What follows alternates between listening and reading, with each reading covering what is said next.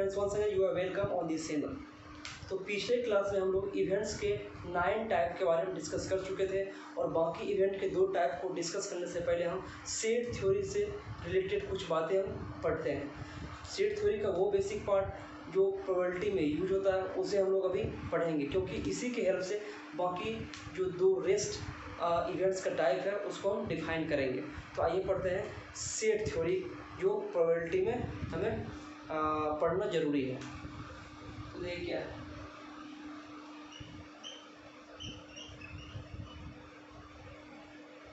Set theory of 2 events, 2 events के set theory हम discuss करते हैं। देखिए, हम 3 इवेंट्स के बारे में डिस्कस करेंगे, पहले 2 इवेंट्स का डिस्कस करते हैं। अब ये डिस्कस करने से पहले आप एक चीज़ देख लीजिए, कल हम पढ़ाए थे कंप्लीमेंट इवेंट के बारे में कि कोई एक्सपेरिमेंट मान लीजिए वो ई है और उस एक्सपेरिमेंट का कोई एक इवेंट ए है ना। तो इसका कंप्लीमेंट इवेंट कैसे निकाले थे?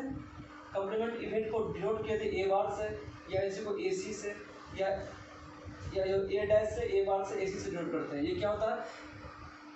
ए बार क्या अर्थ हुआ? जो ए को फेवर नहीं करता हो, यानी कि मान लीजिए एक इवेंट है और एक्सपेरिमेंट ई है, इसका सैंपल स्पेस का मान लीजिए एस है, तो ए बार का जो आउटकम्स हो जाएगा वो क्या हो जाएगा? जो ए को फेवर नहीं करता हो, यानी कि जो सैंपल स्पेस है उसमें से हम ए को माइनस कर देंगे तो वो हो जाएगा ए बार का आउटकम्स। ये देखिए, ये पिछले क्लास हम लोग पढ़ाए थे, तो ये ध्यान रखिएगा। ये पहला नया पॉइंट।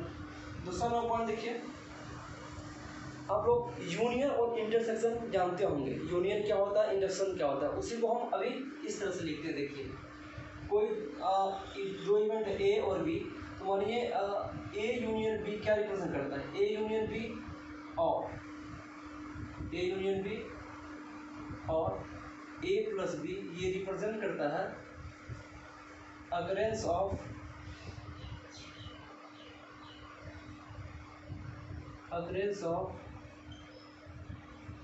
आइदर ए और बी। ए यूनियन बी और ए प्लस बी एक ही बात हुआ, और ये रिप्रेजेंट क्या करता है? 2 इवेंट ए और बी हो, या तो ए हो जाए या बी हो जाए या दोनों हो जाए, तो क्या क्या क्या कहेंगे?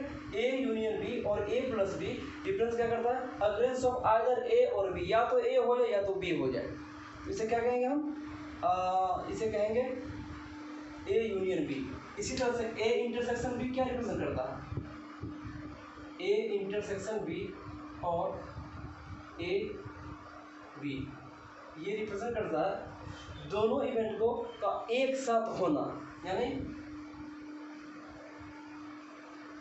Occurrence of both A and B simultaneously.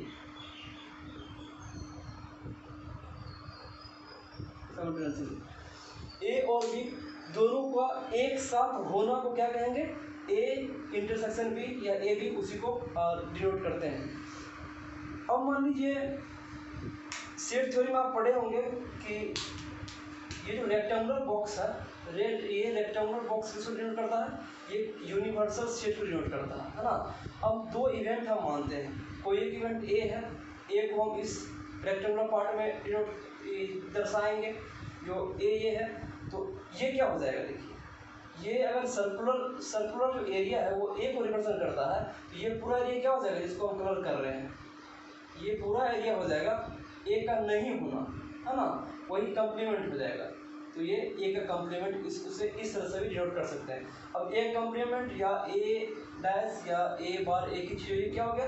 ए का नहीं होना, यानी कि टोटल यूनिवर्सल सेट था उसमें से माइनस क्या क्या कर दिए? जो सर्कुलर एरिया उसे ये हो गया ए का नहीं होना को ये डिनोट करता है। कुछ बेसिक बात अभी हम लोग डिस्कस किए कि ए यूनियन बी क्या रिप्रेजेंट करता है और ए इंटरसेक्शन बी क्या रिप्रेजेंट करता है। ए यूनियन बी रिप्रेजेंट करता है या तो ए का होना या बी का होना, और ए इंटरसेक्शन बी रिप्रेजेंट करता है दोनों का साथ साथ होना। आइए अब इसे हम वेन डायग्राम से समझते हैं।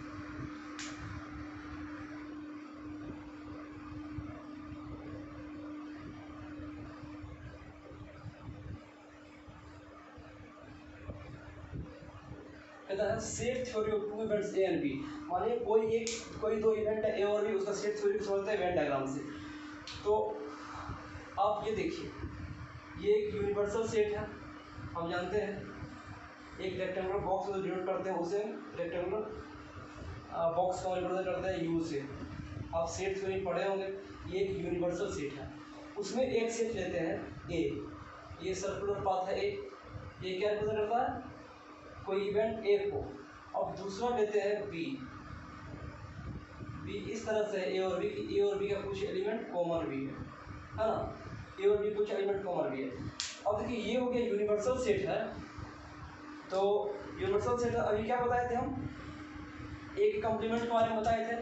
तो ये क्या डिनोट करता है, खुद देखिए, ये जो पाथ, ये जो है ए और बी के बाहर वाला जो स्पेस है, ये दिख रहा है, वो क्या रिप्रेजेंट करता है, वो रिप्रेजेंट करता है जिसमें ए भी नहीं है और बी भी नहीं है। देखिए इसमें क्या है, इसमें ए का भी एलिमेंट नहीं है और बी का भी एलिमेंट नहीं है। तो ये क्या रिप्रेजेंट करेगा, ये रिप्रेजेंट कर रहा है इसमें बी का एलिमेंट है, तो है ना, ये वाला यहाँ से यहाँ तक, यहाँ से क्या रिप्रेजेंट कर रहा है, बी का एलिमेंट है लेकिन ए का एलिमेंट नहीं है ना, क्योंकि जो ए का एलिमेंट जो कॉमन एलिमेंट है, ये बीच वाला क्या कहता है, बीच वाला कॉमन एलिमेंट हो गया, ये ए का भी और बी का दोनों कॉमन एलिमेंट को रिप्रेजेंट करेगा। इसे कहेंगे हम ए भी है इसमें और बी भी है ना, ये सेट थ्योरी में आप पढ़े होंगे। और इसे क्या बोलते हैं, इस वाले स्पेस को बोलते हैं जो इसमें ए है लेकिन बी नहीं है। देखिए ये रिप्रेजेंट करेंगे है ना, ये जो बाहर वाला है इसमें ना ए है और ना बी है, और ये जो है ये इसमें क्या है, बी का एलिमेंट है लेकिन ए का एलिमेंट नहीं है, और बीच में क्या है, ए और बी दोनों का एलिमेंट को डिनोट करता है, और ये रिप्रेजेंट करता है जो ए का एलिमेंट है लेकिन बी का एलिमेंट इस स्पेस में नहीं है ना। तो यहाँ से ये चीज हम सीखे। अब देखिए, अब पढ़ते हैं हम एडिशन ऑफ, अब पहला पढ़ते हैं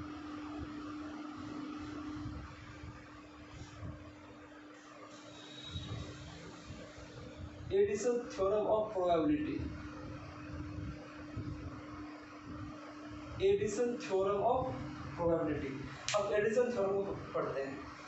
आप सेट थ्योरी में ये एग्जाम्पल में पढ़े ही होंगे कि cardinal number of A union B, इसका पूरा पढ़े थे ना, n of A number of A plus number of B minus number of A intersection B, ये पढ़े थे आप।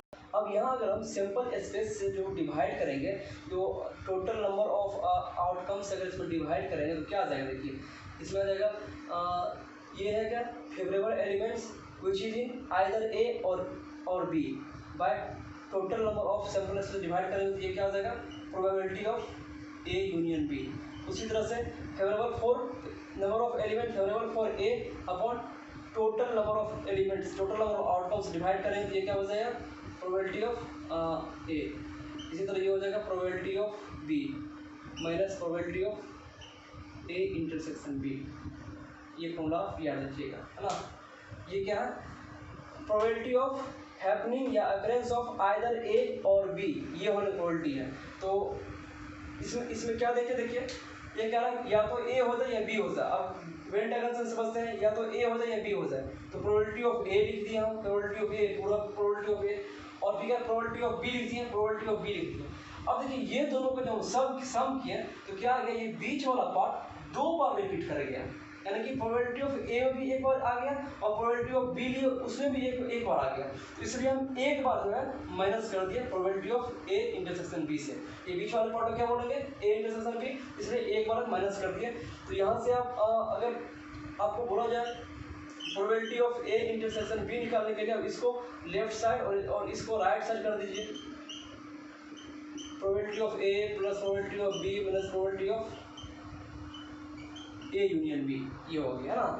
तो अब दूसरा फॉर्मूला देखिए, अगर आपको बोले जो प्रोबेबिलिटी ऑफ निकालिए ए बट नॉट बी, इसे कैसे निकालेगा, प्रोबेबिलिटी ऑफ ए हो लेकिन बी नहीं हो। अब देखिए अब इस वेन आप देखिए, प्रोबेबिलिटी ऑफ ए हो लेकिन बी नहीं हो, ए में बी का एलिमेंट कहाँ है, ए में बी का एलिमेंट यही है जहाँ दोनों कॉमन है। तो हम total number of probability of A निकाल लेते हैं, प्रोबेबिलिटी ऑफ ए निकाल लेंगे और उसमें से हम जो दो बीच का कॉमन वाला उसे माइनस कर देंगे, यानी probability of A intersection B minus कर देंगे, तो बी का जो एलिमेंट था जो कॉमन था वो माइनस हो गया, सिर्फ प्रोबेबिलिटी ऑफ ए आ गया बट नॉट बी। इसे हम इस तरह डिनोट करते हैं, probability of A but not be, ऐसे भी करते हैं, है ना। तो जो स्लैश होता है जैसे ए स्लैश बी लिखते हैं ना, अभी स्लैश को उल्टा के लिख दीजिएगा तो इसका क्या मीनिंग हो गया, तो बी नहीं है, इसका अर्थ ए है और बी नहीं है ना। उसी तरह आप देखिए तीसरा में अगर आपको लिखे बोला जाए probability of B but not A, इसे कैसे लिखिएगा, इसे लिखिएगा प्रोबेबिलिटी ऑफ बी स्लैश का उल्टा बट नॉट ए, इसे इस तरह भी डिनोट करते हैं। तो इसका फॉर्मूला कैसे लिखेगा, प्रोबेबिलिटी ऑफ बी हो लेकिन ए नहीं हो। अब वेन डायग्राम में देखिए प्रोबेबिलिटी ऑफ बी हो यानी प्रोबेबिलिटी ऑफ बी हो लेकिन ए नहीं हो। अब ए का एलिमेंट बी में कहाँ है, देखिए जहाँ दोनों कॉमन है, तो हम क्या करेंगे, प्रोबेबिलिटी ऑफ बी लिखेंगे माइनस कर देंगे क्या, जो कॉमन था कॉमन वाले को, probability of A intersection B, ये हो गया। ये सब फॉर्मूला आपको आगे काम आएगा क्वेश्चन वाला में, इसलिए बोल रहे हैं ये सब फॉर्मूला को ध्यान से देखिए और कैसे वेन डायग्राम से इसको इसे डिफाइन करते हैं वो भी सीखिए, है ना। तो आपको ये दो फॉर्मूला आ गया, तीन, और चौथा हम देखिए। अब चौथा हम देखते हैं प्रोबेबिलिटी ऑफ एग्जैक्टली वन, इसको E1 से जोड़ करते हैं। E1 का क्या मीनिंग होगा, एग्जैक्टली वन, इसे हम ऐसे लिख सकते हैं probability of exactly one from A and B. A और बी में एग्जैक्टली वन होने की प्रोबेबिलिटी क्या होगा, देखिए एग्जैक्टली वन की बात करता है, एग्जैक्टली वन कहाँ है, देखिए अब अगर इस पार्ट को देखते हैं, ये बड़े वाले पार्ट को, ए के बड़े वाले पार्ट को देखते हैं, बड़े वाले एरिया को, इसमें क्या है केवल ए ही है, और ये बी सेट के बड़े वाले एरिया को देखते हैं तो क्या है, इसमें सिर्फ बी का ही एलिमेंट है, लेकिन ये बीच में क्या देखते हैं, ए का भी एलिमेंट है और बी का भी एलिमेंट है, लेकिन हम कहा एग्जैक्टली वन, एग्जैक्टली वन कहाँ होगा, ए का बड़ा वाला एरिया और बी के बड़े वाले एरिया, यही होगा ना। देखिए एग्जैक्टली वन कैसे लिखेंगे, इसमें ये लिखेंगे प्रोबेबिलिटी ऑफ, देखिए एग्जैक्टली वन कह रहा है तो प्रोबेबिलिटी ऑफ ए किए प्लस प्रोबेबिलिटी ऑफ बी किए और माइनस कर देंगे कितना, देखिए प्रोबेबिलिटी ऑफ ए किए तो ए कितना बार आ गया, पूरा एक बार आ गया, और ये बीच वाला भी एक बार आ गया ना। अब प्रोबेबिलिटी ऑफ बी किए तो ये पूरा भी आ गया और ये बीच वाला भी, प्रोबेबिलिटी ऑफ ए किए तो ये पूरा आ गया, ठीक है। अब प्रोबेबिलिटी ऑफ बी किए तो ये पूरा आ गया, तो बीच वाला कितना बार आ गया, बीच वाला आ गया है दो बार। जब बीच वाला दो बार आया और हमसे पूछ रहा है एग्जैक्टली वन ही होने की प्रोबेबिलिटी, इस दोनों को घटा देंगे, -2 into probability of A intersection B, हो गया ना। अब अगर आपसे पूछता हूँ 5 में प्रोबेबिलिटी ऑफ एग्जैक्टली 2, इसका क्या मीनिंग हो गया, probability of exactly 2 from A and B. A और बी में जैसे ए और बी जो इवेंट है उसमें प्रोबेबिलिटी एग्जैक्टली 2 होने की प्रोबेबिलिटी क्या है, अब देखिए एग्जैक्टली 2 का कहाँ हो रहा है, सिर्फ बीच में ही हो रहा है, बीच में हो रहा है ना, इसे आप लिख सकते हैं ये इक्वल टू आ जाएगा probability of A intersection B, बस जो ए इंटरसेक्शन बी का जो प्रोबेबिलिटी होगा यह एग्जैक्टली 2 का प्रोबेबिलिटी होगा। और कल एक और फॉर्मूला पढ़े थे, किसी इवेंट का होना या किसी इवेंट का नहीं होना, उसका प्रोबेबिलिटी कितना था 1। ये तो फॉर्मूला है, जनरली आप ध्यान रखिए ये सब फॉर्मूला को। तो चलिए अभी एडिशन रूल के बारे में पढ़ रहे थे, अब हम डी मॉर्गन्स रूल के बारे में पढ़ते हैं। जो डी मॉर्गन्स रूल क्या होता है, अब ये सेट थ्योरी में हम लोग पढ़ते हैं डी मॉर्गन्स लॉ के बारे में, कुछ उसके बारे में पढ़ते हैं। दूसरा क्या, De Morgan law.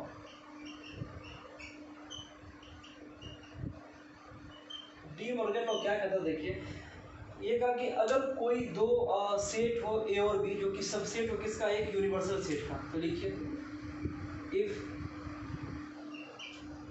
To set A and B are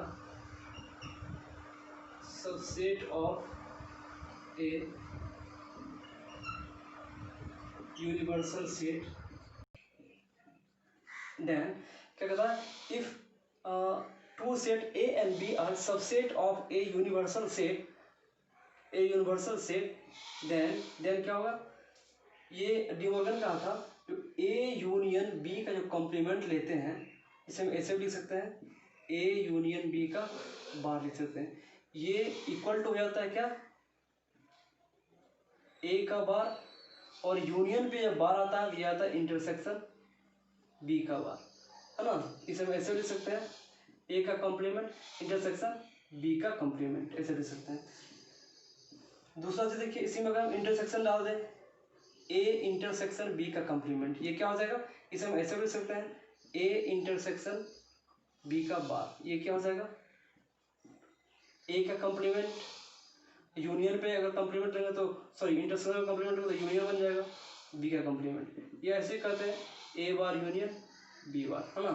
ये था डी मॉर्गन लॉ से हम ये दो फॉर्मूला को देखते हैं, है ना। तो इसे सेट थ्योरी बहुत अच्छे से हम लोग पढ़ेंगे, और अगर आप लोग सेट थ्योरी पढ़े होंगे तो ये सब पहले से ही पढ़े होंगे। अभी जैसे हम इसलिए लिख दे रहे हैं क्योंकि इसका यूज प्रोबेबिलिटी में आगे आने वाला है। तो ये हो गया डी मॉर्गन लॉ के बारे में। अब नेक्स्ट पढ़ते हैं डिस्ट्रीब्यूशन लॉ, 3 में।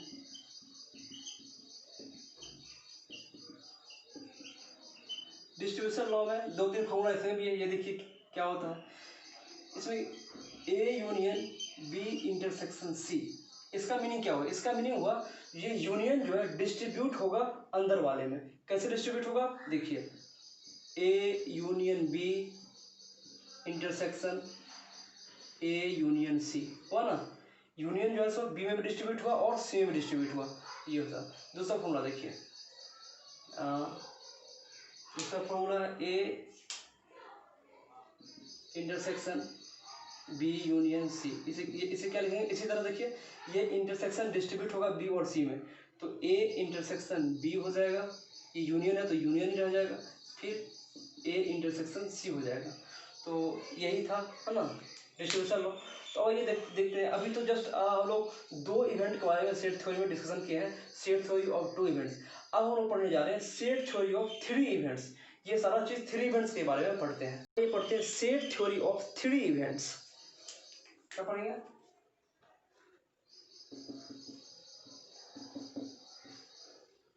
सेट थ्योरी ऑफ 3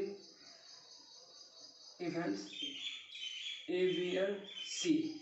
अब ए बी और सी 3 इवेंट है, उसके बारे में पढ़ते हैं। अभी जैसे 2 इवेंट के बारे में पढ़े थे, उसे 3 इवेंट के बारे में पढ़ेंगे। 3 सेट है, मान लीजिए ए बी और ये है सी, और ये किसके अंदर है, एक यूनिवर्सल सेट के अंदर है। ये मान लीजिए हमारा यूनिवर्सल सेट, ये है यूनिवर्सल सेट यू। ये क्या है, ए है, ये क्या है, बी है, ये क्या है, सी है। उसी तरह ये खाली ऐसे क्या रिप्रेजेंट करेगा, इसमें ना ए है, ना बी है, और ना ही सी है ना। ना ए है, ना बी है, ना ही सी है। अब देखिए ये क्या रिप्रेजेंट करेगा, ये इसमें सिर्फ ए है। देखिए यहाँ पे सिर्फ ए का एलिमेंट है और बी का एलिमेंट नहीं है और सी का भी एलिमेंट नहीं है ना। फिर उसी तरह ये क्या रिप्रेजेंट करेगा, इसमें देखिए सी का एलिमेंट है, बी का एलिमेंट नहीं है और ए का एलिमेंट भी नहीं है। इसी तरह इसको क्या रिप्रेजेंट करेंगे, ये वाला पार्ट में क्या है, बी का एलिमेंट है और सी का एलिमेंट नहीं है और ए का भी एलिमेंट नहीं है। ये वाला पार्ट क्या रिप्रेजेंट करेगा, इसमें 2 सेट का एलिमेंट है ना, एग्जैक्टली 2 सेट का एलिमेंट है इसमें। किसका है, देखिए सी का भी एलिमेंट है और बी का भी एलिमेंट है, क्योंकि सी और बी का कॉमन स्पेस है। इसमें लिख सकते हैं क्या, इसमें सी का एलिमेंट है, बी का भी एलिमेंट है और सी का भी एलिमेंट है और ए का एलिमेंट नहीं है इसमें, है ना। चलिए ए का एलिमेंट नहीं है, उसको नहीं ही लिखते हैं, है ना, बी और सी का एलिमेंट है। उसी तरह इसमें क्या होगा, ये जो कॉमन पार्ट है ए और सी का, इसलिए बोलेंगे ए का एलिमेंट है और सी का एलिमेंट है।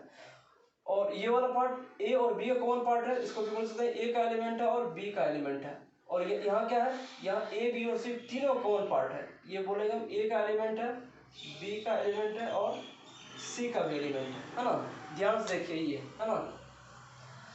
तो अब हम लिखना चाहते हैं वही फॉर्मूला लिखना चाहते हैं जो पिछले 2 इवेंट्स हमारे फॉर्मूला लिखे हैं, वही फॉर्मूला फिर से लिखना चाहते हैं, जो प्रोबेबिलिटी ऑफ ए और बी और सी, है ना। ए और बी और सी तीनों में से कोई हो, तो प्रोबेबिलिटी क्या होगा, देखिए probability of A plus probability of B plus probability of C. अब देखिए प्रोबेबिलिटी ऑफ ए लिए, प्रोबेबिलिटी ऑफ बी लिए और प्रोबेबिलिटी ऑफ सी लिए, है ना। तो क्या देखिए प्रोबेबिलिटी ऑफ ए लिए तो ए और बी का जो कॉमन पार्ट ये था, और प्रोबेबिलिटी ऑफ बी लिए तो फिर ये पार्ट, यानी कि ए और बी का जो पार्ट है वो 2 बार ले लिए। उसी तरह ए और सी का जो टोटल पार्ट है वो हम 2 बार ले लिए, और सी और बी का जो टोटल पार्ट है वो कॉमन पार्ट उसको भी 2 बार ले लिए। यानी कि यहाँ से माइनस कर देना है कितना, -2 इंटू, है ना, माइनस कर देना 2 इंटू ए और बी का कॉमन पार्ट, माइनस कर दे रहे हैं 2 इंटू प्रोबेबिलिटी ऑफ ए और बी का common part probability plus probability of B और सी कॉमन पार्ट का प्रोबेबिलिटी, और इसी तरह ए और सी का जो कॉमन पार्ट है उसका प्रोबेबिलिटी, ये माइनस कर दिया। अब देखिए 2 बार जब माइनस किए तो हुआ क्या, है ना। पहले तो ए का प्रोबेबिलिटी लिए थे और बी का प्रोबेबिलिटी लिए थे, तो 2 बार ये पूरा एरिया आ गया था, यानी कि 2 बार ये दोनों को लेने पे 2 बार ये भी आ गया था, A intersection B intersection C भी आ गया था। इस तरह ये दोनों के लिए 2 बार फिर आ गया, और ये दोनों के लिए फिर 2 बार आ गया, टोटल 6 बार आ गया, है ना, 6 बार आ गया था। और हम माइनस भी कर दिए 6 बार। देखिए ए और बी का जो यूनियन लिए, ए और बी का जो लिए इंटरसेक्शन, इसमें 2 बार ए और बी में माइनस किया, फिर जब 2 बार माइनस किया बी एंड सी में, और 2 बार सी और ए में माइनस किया, तो 6 बार माइनस कर दिया। तो ये तो बीच वाला पार्ट तो ब्लैंक्स हो गया, खाली हो गया, इसलिए एक बार हम इसको जोड़ देते हैं, probability of A intersection B intersection C, है ना, ये हो गया इसका प्रोबेबिलिटी। अब अगर बात करें हम जो probability of exactly 2 of A B C occurrence, जब ए और बी और सी होता है तो एग्जैक्टली 2 होने का प्रोबेबिलिटी क्या होगा। देखिए एग्जैक्टली 2 की बात कर रहे हैं, अब एग्जैक्टली 2 की बात कर रहा है तो हम ना ही सिंगल एलिमेंट वाले पार्ट को लेंगे और ना ही ये जो तीनों कॉमन है उसको लेंगे, सिर्फ क्या लेंगे, ये वाला पार्ट लेंगे, ये वाला पार्ट प्लस ये वाला पार्ट प्लस ये वाला पार्ट। तो इसको कैसे लिखेंगे, देखिए probability of A intersection B plus probability of B intersection C plus probability of C intersection A, है ना। तो यहाँ देखिए ए इंटरसेक्शन बी है और यहाँ पे सी नहीं है ना, इसमें सी नहीं है, इसमें बी इंटरसेक्शन सी है, इसमें ए नहीं है, और इधर सी इंटरसेक्शन ए है, इसमें क्या है, बी नहीं है ना। तो यही तीनों पार्ट का सम जब लिख देंगे हम प्रोबेबिलिटी का, तो हम बोलेंगे एग्जैक्टली 2 का लिख लिए। अभी क्या लिखेंगे, ए यूनियन बी लिखे, ए इंटरसेक्शन बी लिए, ए इंटरसेक्शन बी में देखिए ये पार्ट आ गया एक बार, फिर बी इंटरसेक्शन सी लिए, बी इंटरसेक्शन सी लिए, फिर ये पार्ट बीच वाला पार्ट कॉमन आ गया, फिर सी इंटरसेक्शन ए लिया, सी इंटरसेक्शन ए में फिर बीच वाला पार्ट एक बार आ गया। तो हमको एग्जैक्टली 2 ही लेना है, इसलिए 3 बार जो बीच वाला पार्ट आया है common part A B C common part 3 बार आया, उसमें से 3 को माइनस कर देंगे, -3 probability of A intersection B intersection C, है ना, वेन डायग्राम समझ गए होंगे। अब अगर कहेंगे probability of at least two of A B C appearance, है ना, एटलीस्ट 2 की बात जब करेंगे तो क्या कहेंगे, एटलीस्ट 2 यानी कि तीनों का जो कॉमन एलिमेंट है वो भी आ सकता है, लेकिन कम से कम 2 आना चाहिए, कम से कम 2 कॉमन आना चाहिए या तीनों का आना चाहिए। इससे हम क्या करेंगे, हम इसी में हम जो 3 बार माइनस किए हैं इसमें 2 ही बार माइनस करेंगे, जब 2 ही बार माइनस करेंगे तो एक बार ये बीच वाला टर्म आ जाएगा। जैसे किस तरह देखिए, इसको लिखेंगे हम probability of A intersection B plus probability of B intersection C plus probability of C intersection A minus क्या किए, 3 बार लिए, देखिए 3 बार लिए, ए इंटरसेक्शन बी लिए तो यही बीच वाला आ गया, फिर बी इंटरसेक्शन सी लिए तो फिर से एक बार ये है, फिर सी इंटरसेक्शन ए लिए तो फिर बीच वाला आया, 3 बार आ गया, तो हम 2 ही बार माइनस करते हैं। अब probability of A intersection B intersection C, ये हो गया एग्जैक्टली 2, सॉरी एटलीस्ट 2 का हो गया। 3 इवेंट ए और बी सी में अभी हम क्या पढ़े हैं, ए या बी या सी होने का प्रोबेबिलिटी पढ़े हैं, एग्जैक्टली ट्रू होने का प्रोबेबिलिटी समझे, एग्जैक्टली ट्रू ए और बी सी में एग्जैक्टली ट्रू कैसे होगा, उसका प्रोबेबिलिटी कैसे होगा ये समझे हैं वेन डायग्राम से, और एटलीस्ट ट्रू भी समझे हैं।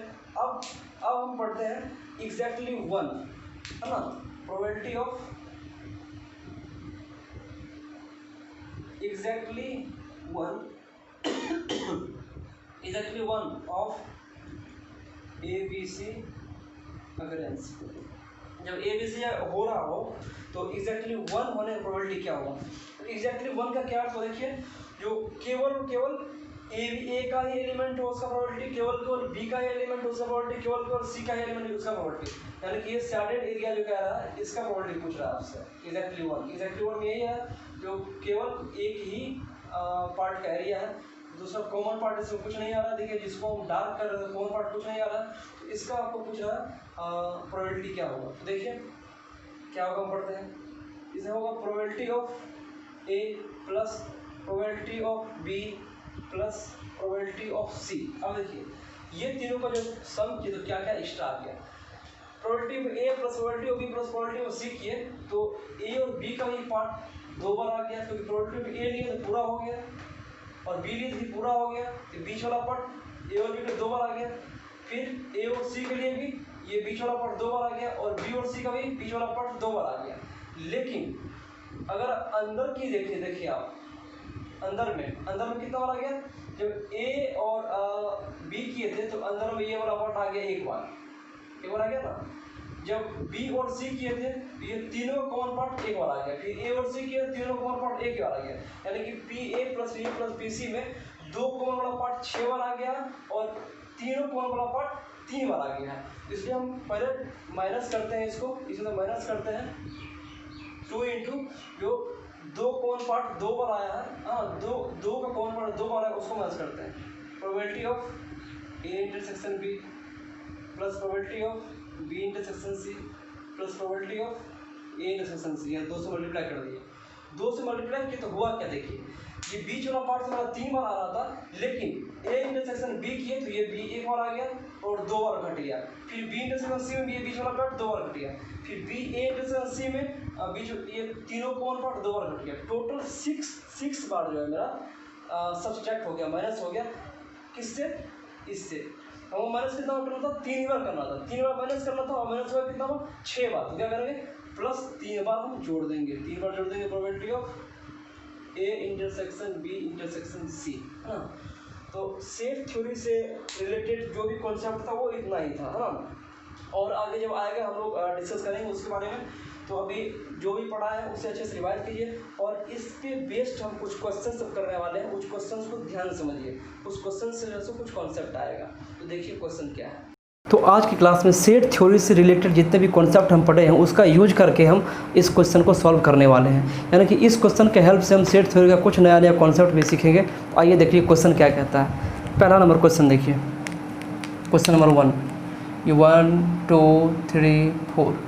क्वेश्चन 1 क्या कह रहा है, क्वेश्चन 1 कर रहा है if probability of A equal to 0.4 दिया हुआ है और प्रोबेबिलिटी ऑफ बी दिया 0.48 and probability of A U intersection B equal to क्या दिया हुआ आपको 0.16, then find the value of probability of A union B. और दूसरा हम कहता है probability of A bar intersection B bar. देखिए पहला हम देखिए क्या कह रहा है, probability of A union B. अब probability of A union B का फॉर्मूला क्या पढ़े हैं, देखिए अभी जस्ट हम पढ़े थे probability of A union B का formula, probability of A plus probability of B minus probability of A intersection B, यही पढ़े थे ना।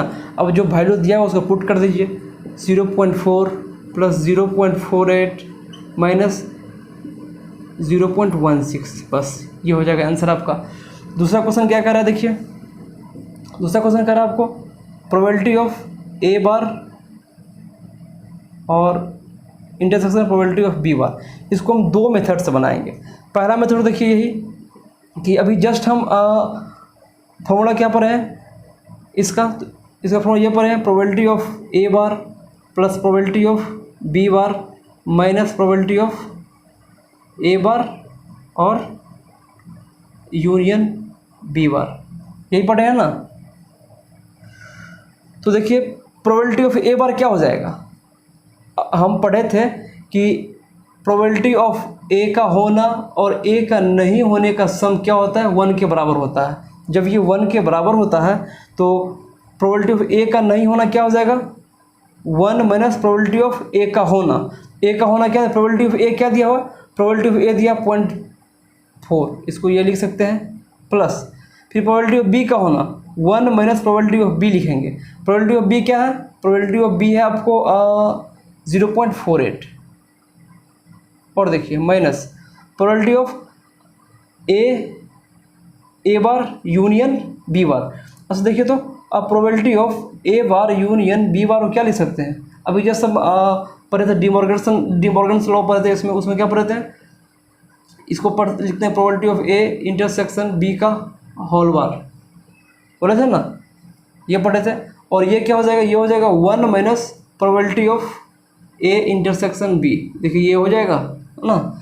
तो इसको हम क्या लिख सकते हैं, ए बार यूनियन बी बार को ए इंटरसेक्शन बी का होल बार लिख सकते हैं, और इसको क्या लिख सकते हैं, वही ए और बी का एक साथ नहीं होना, 1 माइनस ए और बी का एक साथ होना, वही हो गया ना। ये क्या हो जाएगा -1 माइनस और ए और बी का एक साथ होने का प्रोबेबिलिटी क्या दिया आपको 0.16। एक तरीका तो ये हो गया। और इसका दूसरा तरीका देखिए, इसको हम दूसरे मेथड से बनाते हैं, हाँ, और इसी में और probability of A bar intersection B bar, इसको क्या लिखें अभी हम, probability of A union B, इसका बार लिख सकते हैं डिमॉर्गन्स लॉ से। और ये क्या पढ़े जस्ट अभी हम, 1 minus probability of A union B, ये हो जाएगा 1 minus probability of A union B क्या हो जाएगा, जो अभी निकालें यहाँ से ये निकालें, वहाँ ये वैल्यू दे देंगे, वो आपको आंसर हो जाएगा। यानी कि दोनों मेथड से बन गया ये। तो यही बहुत सिंपल क्वेश्चन रहता है इसमें। तो आइए हम आगे क्वेश्चन की बात करते हैं। क्वेश्चन नंबर 2 पे, क्वेश्चन 2 पढ़िए क्या कह रहा है, इन throwing of a pair of dice find the probability of the event total is not 8 and 11, है ना, not 8 and 11, not 8 and not 11 कर दे तो और अच्छा हो जाएगा, नॉट 8 and नॉट 11, है ना, तो और थोड़ा मज़ेदार क्वेश्चन बन जाएगा। तो देखिए ये क्वेश्चन क्या कह रहा है, क्वेश्चन कह रहा है कि 2 डाई को हम थ्रो किए, 2 डाई को जब हम थ्रो करेंगे तो दोनों में कुछ ना कुछ आउटपुट आएगा। तो कहता है दोनों में जो कुछ आउटपुट आएगा उसको सम किए तो कोई वैल्यू आया, तो वो कहता है उसका प्रोबेबिलिटी निकालिए कि दोनों को सम करने पर ना 8 आए और ना 11 आए, ना 8 आए और ना 11 आए। तो यहाँ देखिए क्या लिख सकते, क्या पूछ क्या रहा है आपसे, प्रोबेबिलिटी ऑफ ना 8 आए एंड ना 11 आए, ये पूछ रहा है आपसे। तो ये क्या हो जाएगा, इसको वैसे लिख सकते हैं, प्रोबेबिलिटी ऑफ 8 यूनियन 11 का एक साथ आना, ये लिख सकते हैं ना। देखिए और ये किसके बराबर हो जाएगा, 1 माइनस प्रोबेबिलिटी ऑफ 8 यूनियन 11। देखिए हो सकता है प्रोबेबिलिटी ऑफ 8 बार क्या हुआ, नॉट 8, और बीच में क्या है इंटरसेक्शन क्या पढ़ेंगे हम, एंड, और 11 बार का नॉट 11, इसको हम ऐसे लिख सकते हैं, प्रोबेबिलिटी ऑफ 8 यूनियन 11 का एक साथ बार, इसको लिख सकते हैं किसी इवेंट का नहीं होने का प्रोबेबिलिटी 1 माइनस उस इवेंट का होने का प्रोबेबिलिटी। अब हमको निकालना जस्ट ये, तो देखिए प्रोबेबिलिटी ऑफ 8 यूनियन 11, ये क्या हो जाएगा, probability of 8 plus probability of 11 minus probability of 8 intersection 11, ये होगा ना। तो देखिए 2 डाइस को जब हम थ्रो करेंगे, 2 डाइस है, D1 है और D2 है ना, ये देखिए D1 है और D2 है, और D1 D2 को हम अगर थ्रो किए, 2 डाइस थ्रो किए, तो 8 कब आएगा, जब या तो D1 पे 2 आ जाए और D2 पे क्या आ जाए, 6 आ जाए, तब ये दोनों का सम 8 हो जाएगा। जब ये इस पर 3 आ जाए या 5 आ जाए तब 8 हो जाएगा, या जैसे 4 आ जाए या 4 आ जाए तब 8 हो जाएगा। जब इस पर 5 आ जाए, 3 आ जाए, ये 8 हो जाएगा, ये 6 आ जाए, ये 2 आ जाएगा, ये 8 हो जाएगा ना। और 2 डाइस को थ्रो करेंगे तो टोटल आउटकम्स कितना आएगा, 36। कल इस टाइप का क्वेश्चन कर चुके हैं क्लास में तो देखिए प्रोबेबिलिटी ऑफ 8 क्या हो जाएगा, टोटल 36, और ऊपर में क्या आ जाएगा एम का वैल्यू होगा 1 2 3 4 5। कल यही क्वेश्चन किए थे, याद कीजिए पिछले क्लास में। प्लस प्रोबेबिलिटी ऑफ 11 क्या आ जाएगा, फिर 11 तब आएगा, ये था कितना 8 के लिए, अब 11 तब आएगा जब इसमें आएगा मान लीजिए 5, इसमें 6 आ जाए, या इसमें 6 हो जाए, इसमें 5 आ जाए, यही होगा दो कंडीशन ना।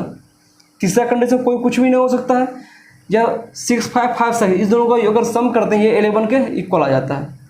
तो क्या हो जाएगा फिर यहाँ नीचे में 36 और ऊपर में क्या हो जाएगा 2 माइनस 8 और 11 एक साथ आए, दो डैश को थ्रो किए, अब दोनों डैश का क्या सम, दोनों डैश में जो आउटपुट आया उसका सम कभी भी 8 और 11 एक साथ आ सकता है क्या, या तो 8 आएगा या 11 आ जाएगा, या दोनों एक साथ तो नहीं आ जाएगा। अब देख रहे हैं दोनों एक साथ कभी आ सकता है, कभी नहीं आएगा। तो यानी कि ये 8 और यूनियन इंटरसेक्शन 11 में क्या हो जाएगा, m का वैल्यू 0, इसको क्या कहेंगे इम्पॉसिबल इवेंट। कल पढ़े थे इम्पॉसिबल इवेंट किसे कहते थे, जिसमें फेवरेबल आउटकम्स 0 हो, इसलिए फेवरेबल आउटकम्स कितना है 0 है, इसलिए कहेंगे हम इसको हम क्या कहेंगे इम्पॉसिबल इवेंट। ये इम्पॉसिबल इवेंट का एग्जांपल हो गया अपॉन 36। तो ये क्या आ गया 7/36 आ गया। तो हमको निकालना क्या है, देखिए ऊपर ये निकालना है प्रोबेबिलिटी ऑफ 8, ना 8 हो और ना 11 हो, क्या होगा 1 माइनस प्रोबेबिलिटी ऑफ 8 यूनियन 11, यही है ना, 1 माइनस 7/36, तो 29/36 आंसर है ना। अब आइए क्वेश्चन नंबर 3 पे क्या कहता है, देखिए क्वेश्चन नंबर 3 कह रहा है जो a 2n digit number start with 2n and its digits are prime. Prime है कहाँ से, 0 और 10 के बीच का प्राइम कहता है। Then the probability that the sum of all 2 consecutive digits of the numbers is prime. देखिए क्वेश्चन क्या कर रहा है, अच्छा क्वेश्चन है, इस क्वेश्चन को आप खुद से अटेम्प्ट कीजिए और फिर हम भी बताते हैं। क्वेश्चन में कह रहा है जो 2n डिजिट का कोई नंबर है ना, तो मान लीजिए ये फर्स्ट प्लेस, ये सेकेंड, थर्ड, फोर्थ, फिफ्थ ऐसे बढ़ते जाएगा, और ये हो गया आपको 2n, ये हो गया 2n प्लेस, 2nth प्लेस, और ये हो गया आपको फर्स्ट प्लेस है ना, ये हो गया 2nth प्लेस है ना। कहता 2nth प्लेस का नंबर है स्टार्ट विद 2, ये दो से स्टार्ट होता है, 2 से, फिर क्या कहता है and all its digit are prime, इसमें जितना भी डिजिट आप बढ़िएगा वो सब प्राइम में रहेगा, और प्राइम के कहाँ तक रहेगा 0 से 10 के बीच। तो 0 से 10 के बीच प्राइम क्या जानते हैं हम 2 3 5 7, केवल ये 4 डिजिट होता है, यानी कि ये 4 डिजिट ही इसमें फिल होगा है ना। Then the probability that the sum of all 2 consecutive digits of the number is prime. तो कहता अब ये जो प्राइम है नंबर है, अब इस प्राइम नंबर को इस तरह से भरिए, इसमें इस तरह से फिल कीजिए कि किसी भी 2 प्लेस के डिजिट का जो सम हम लेंगे तो वो ऑलवेज क्या आएगा, वो ऑलवेज हमें प्राइम ही आना चाहिए। देखिए ऑलवेज प्राइम ही आना चाहिए कह रहा है। तो देखिए तो यहाँ पे पहला नंबर दे दिया आपको 2, अब 2 दे दिया है, अब ये चारों में से क्या आप इसमें फिल कीजिएगा कि प्राइम आए। अब खुद सोचिए ये चारों में से क्या फिल कीजिएगा कि प्राइम आए, क्योंकि मैं प्रोबेबिलिटी पूछा, तो प्रोबेबिलिटी होता है क्या m/n, m में फेवरेबल और n में टोटल। फेवरेबल निकालते हैं जब जो कंडीशन दिया उस कंडीशन से हम नंबर ऑफ फेवरेबल इवेंट निकालते हैं। तो कंडीशन क्या है, जो कंडीशन दिया वही देखते हैं कि अब सेकंड प्लेस हम क्या पुट करें कि दोनों का सम प्राइम ही आए। देखिए 2 है तो 2 में अगर सेकंड प्लेस पर 2 पुट कीजिएगा तो ये 4 आ जाएगा, यानी कि 2 पुट नहीं करेंगे। अगर 2 3 पुट कीजिएगा तो ये क्या आ जाएगा 2 3 5, ये 5 प्राइम है तो ये पुट कर सकते हैं। अगर 2 है और फिर 7 अगर रखिएगा तो 2 7 9 होता है, ये भी आप नहीं रख सकते हैं। और 2 है और +5 दीजिएगा तो 2 + 5 7, और 7 जब ना क्या है एक प्राइम नंबर है, ये रख सकते हैं। यानी कि सेकंड प्लेस पर रखने क्या रख सकते हैं आप, या तो 3 रख सकते हैं और या 5 रख सकते हैं, ये रख सकते हैं ना। अब सेकंड प्लेस पर जब 3 रखें और 5 रखें तो मान लीजिए 3 रखें 3 रखे हैं। तो अब थर्ड प्लेस पे आप क्या रखिएगा कि दोनों का सम प्राइम हो। देखिए अगर मान लीजिए यहाँ से 2 रखिएगा तो 3 + 2, ये दोनों का 3 + 2 क्या हो जाएगा 5 हो जाएगा। 3 प्लस अगर 3 रखिएगा तो यह आ जाएगा 6 प्राइम नंबर नहीं है। 3 + 5 रखिएगा तो ये 5 3 8 हो जाएगा, ये प्राइम नंबर नहीं है। और 3 + 7 रखिएगा, 7 अगर पुट कीजिएगा तो ये 10 हो जाएगा, ये प्राइम नंबर है। यानी कि 2 जब 3 हो तो हम 2 केवल रख सकते हैं, और जब अगर 5 हो तब क्या रखें। देखिए 5 है, अगर अब नेक्स्ट थर्ड प्लेस पे अगर 2 पुट कीजिएगा तो इसका सम 7 हो जाएगा। अब 5 है, अगर 3 पुट कीजिएगा तो ये 8 हो जाएगा, जो कि प्राइम नंबर नहीं है। 5 है, अगर 5 पुट कीजिएगा तो ये 10 हो जाएगा, ये प्राइम नंबर नहीं है। और 5 है, अगर 7 पुट कीजिएगा तो ये भी 12, ये प्राइम नंबर नहीं है। यानी कि क्या देखें, इसके बाद केवल हम एक ही नंबर भर सकते हैं, वो भी क्या 2। फिर नेक्स्ट प्लेस पे ये 2 है तो फिर 3 और 5, फिर 2। यानी क्या देख रहे हैं, टोटल 12 प्लेस है। 12 प्लेस में हम n प्लेस पे केवल भर रहे हैं 2 2 2। यानी क्या हो जाएगा, ये लास्ट में भी ये 2 हो जाएगा, और उससे पहले ये 2n - 1 प्लेस था। यहाँ पे क्या भरेंगे, या तो 3 भरेंगे या 5 भरेंगे। यानी कि 2n प्लेसेस में से n प्लेसेस पे हम क्या भर दिए हैं, n प्लेसेस पे हम 2 भरेंगे, और n प्लेसेस पे क्या भरेंगे, बाकी n प्लेसेस पे 2 भरेंगे, है ना। तो m का वैल्यू क्या आ जाएगा, देखिए m का वैल्यू आ जाएगा, फर्स्ट प्लेस से भरने का तरीका 1। m का वैल्यू क्या आ जाएगा, देखिए क्या 2 पहले से भरा हुआ है ना, 2 पहले से भरा हुआ है, और बाकी जो है सो 2n - 1 में, देखिए बाकी 2n - 1 में हम क्या किए, n प्लेस से भरे हैं हम 2, और बाकी n - 1 प्लेस से भरे हैं हम, n प्लेस से भरे हैं क्या 1 और 3, सॉरी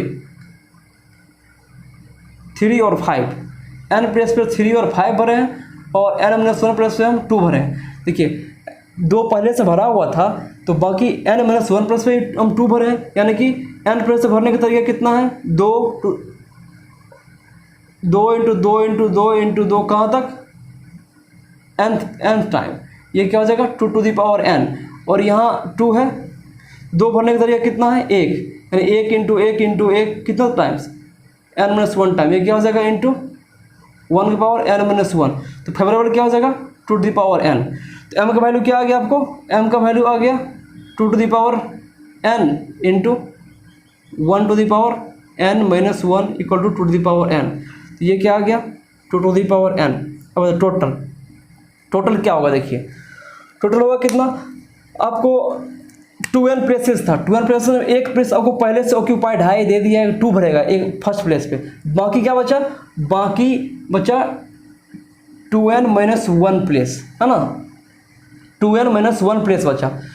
तो अगर कोई कंडीशन नहीं होता, फिर सुनिए, अगर कोई कंडीशन नहीं होता तो कैसे भरते, तो इस प्लेस से भी हम 1 2 3 4 चारों में से किसी को भर देते हैं, इस प्लेस से भी हम चारों में से किसी को भर देते हैं, इस पे भी चारों में से किसी, इसमें जब चारों में से किसी, यानी कि हर एक प्लेस पे हम 4 में से किसी को भर देते हैं। तो टोटल केस कितना होता, टोटल 2n था, एक पहले से फिक्स है, तो 2n - 1 को हर एक पे 4 तरह से भरा जा सकता है।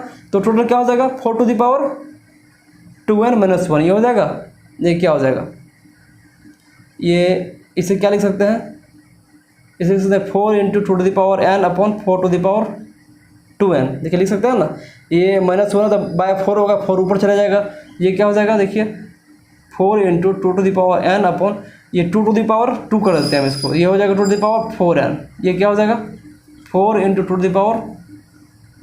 3n। देखिए ये आ गया answer.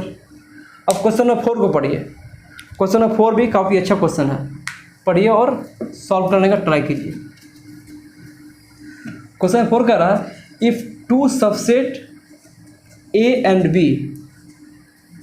of set S containing n elements, कहता है कोई एक सबसेट S है, सॉरी कोई एक सेट S है जिसका कि सबसेट A और B है, और वो S जो है S, वो S सेट में टोटल n एलिमेंट्स है, ठीक है, are selected at random, then the probability that A intersection B = 5 and A union B = S। चलिए ये क्वेश्चन देखते हैं क्या कहता है। ये कह रहा है कोई एक सेट एस है, एस में जो टोटल एलिमेंट कितना है, एन एलिमेंट है, एन एलिमेंट है, आउटकम से वही हुआ, एन एलिमेंट है। एन एलिमेंट को मान लेते हैं ऐसे A1 A2 A3 A4 ऐसे एन एलिमेंट होगा। अब कहता है इसका दो सबसेट है ना, इसका दो सबसेट है, कौन कौन है, ये एक सबसेट है ए, देखिए एक सबसेट है ए और एक सबसेट है बी। कहता है इसमें किस तरह से हम एलिमेंट को फिल करें, है ना, फिर सोचिए इसमें किस तरह से एलिमेंट को फिल करें, कहाँ से, यहाँ से, यानी किस तरह से एलिमेंट को फिल करें का मतलब हुआ कि एक का कैसा हम सेट बनाएं एस के एलिमेंट को लेकर के कि ए इंटरसेक्शन बी जब करें तो फाई हो, यानी कि दोनों में कॉमन एलिमेंट नहीं हो, दोनों में कॉमन एलिमेंट नहीं हो, और जब दोनों का हम ए और बी का जब हम यूनियन लें तो वो टोटल सैंपल स्पेस के बराबर हो जाए। तो देखिए ए को फिल करने का तरीका क्या है, देखिए ए को फिल करने का तरीका क्या है, ए में से हम कुछ भी ले सकते हैं, ये टोटल एन एलिमेंट है, एन में से हम जीरो भी ले सकते हैं, हम एन में से कोई एक एलिमेंट भी ले सकते हैं, या एन में से कोई दो एलिमेंट भी ले सकते हैं, या हम एन में से एन एलिमेंट भी ले सकते हैं। तो ये बाइनोमियल थ्योरम पढ़े हैं, इसका सम कितना होता है 2 to the power n के इक्वल। उसी तरह से बी में भी देखिए, बी में भी हम कुछ भी ले सकते हैं, NC0 plus NC1 plus NC2 plus NCn 2 to the power n। ये तो तब हुआ कि जब कोई कंडीशन नहीं दिया रहता तो हम इतने तरीके से हम ए को भी लेते 2 to the power n वे से और बी को भी लेते 2 to the power n वे से। लेकिन अब क्या दिया है, अब एक कंडीशन दिया, ये तो टोटल का, तो टोटल n इक्वल टू को हमें निकालना पड़ेगा, टोटल नंबर ऑफ आउटकम्स इस क्वेश्चन का, तो ये क्या हो जाएगा 2 to the power n into 2 to the power n। लेकिन m निकालने के लिए जो कंडीशन दिया वो देखिए, m निकालने का कंडीशन दिया है कि a और b में एलिमेंट आप इस तरह से लीजिए कि a इंटरसेक्शन b जब करे तो वो हो जाएगा फाई, हाँ, और ए यूनियन बी जब करे वो हो जाए सिंपल एस पे। जैसे कि एक क्वेश्चन समझिए, मान लीजिए कोई एक छोटा सेट रहता है, तो एस तो बड़ा सेट है, मान लीजिए ये एस है, छोटा सेट है, उसमें 3 एलिमेंट है, A1 A2 A3 एलिमेंट है, और ए और बी आपको इस तरह सेलेक्ट करना है कि जो इस रूल को फॉलो करे। तो आप ए क्या ले सकते हैं, ए अगर लीजिएगा मान लीजिए A1, तो बी आपको क्या लेना पड़ेगा A2 A3, तब ना ये दोनों का अगर आप यूनियन लीजिएगा तो A1 union A2 A3 union लीजिएगा तो ये सारा एलिमेंट हो जाएगा A1 A2 A3, और जब इसका इंटरसेक्शन लीजिएगा दोनों में कुछ कॉमन नहीं है तो फाई हो जाएगा। फिर क्या लीजिएगा, ए ले सकते हैं आप A2 A3 और बी ले सकते हैं आप A1, ऐसे भी ले सकते हैं, या ए ले सकते हैं आप A1 A3 और बी क्या ले सकते हैं, बी ले सकते हैं आप A2, ये ले सकते हैं। देखिए तो क्या देखें, जो ये क्या देखें, अब ए में एलिमेंट लिए एक तो बाकी एलिमेंट को आपको बी में रखना पड़ेगा, अगर आप ए में एलिमेंट लिए 2 तो बाकी जो एलिमेंट है ये दोनों के अलावा उसको आपको बी में रखना पड़ेगा। उसी तरह देखिए अगर हम ए में क्या क्या एलिमेंट ले सकते हैं, अब देखिए इसी एग्जाम्पल को यूज़ करके इस क्वेश्चन को देखते हैं। ए में क्या क्या एलिमेंट ले सकते हैं, ए में मेरा मन है कुछ भी नहीं लिए, NC0 लिए। जब NC0 लिए तो यहाँ रखने का तरीका क्या होगा, यहाँ जो बाकी जितना एलिमेंट है सारा को हम रखेंगे, यहाँ रखने का तरीका क्या होगा, एक ही वे से रखेंगे बी में। अगर देखिए NC1 लिए, यहाँ कोई एक एलिमेंट ले लिए, यहाँ कोई एक एलिमेंट ले लिए तो बाकी कितना एलिमेंट बचा, मान लीजिए A2 ले लिए तो बाकी A1 से लेके AN तक जो n-1 एलिमेंट बचा, इस n-1 एलिमेंट को हम यहाँ पे बी में लेना ही पड़ेगा, तब जाकर के दोनों का यूनियन एस होगा। तो यहाँ भी रखने का तरीका क्या हो जाएगा 1, यहाँ NC2 लिए तो बाकी एलिमेंट को बी में रखने का तरीका एक ही तरीका, NC3 लिए तो बाकी एलिमेंट रखने का तरीका क्या हो जाएगा 1 ही तरीका, यहाँ बढ़ते जाएगा। NCN लेंगे तो यहाँ भी फिर बाकी एलिमेंट रखने का तरीका 1 तरीके से। अब बी में हम कुछ भी नहीं लेंगे, सारा एलिमेंट जब हम एन में ए में ले ही लिए तो बी में कोई एलिमेंट ले लेंगे, और कोई एलिमेंट नहीं लेने का तरीका भी एक हुआ, तो टोटल तरीका क्या हो जाएगा, टोटल देखिए टोटल जब दोनों काम करते हैं तब जाकर के मेरा वर्क पूरा होता है। जब ए का भी एलिमेंट ले लेते हैं, जब बी का भी एलिमेंट ले लेते हैं, दोनों वर्क करने के बाद मेरा वर्क पूरा होता है। तो इसलिए हम क्या करेंगे, प्रोडक्ट करेंगे, यानी कि ये क्या हो जाएगा NC0 into 1, ये NC2 into 1, ये NC3 into 1, ये NC2 NC1 NC3 into 1, ये बढ़ते जाएगा NCn इंटू 1, टोटल क्या, टोटल सम हो जाएगा। सम क्या हो जाएगा, NC0 plus NC1 plus NC2 plus कहाँ तक, ये हो जाएगा NCn तक। फिर ये क्या हो गया, टू द पावर n। ये क्या हो गया, ये जो वैल्यू आया ये हमारा m का वैल्यू आया है ना, जो कंडीशन को हम ये फुलफिल किए तब ये वैल्यू आया, ये आ गया m का वैल्यू।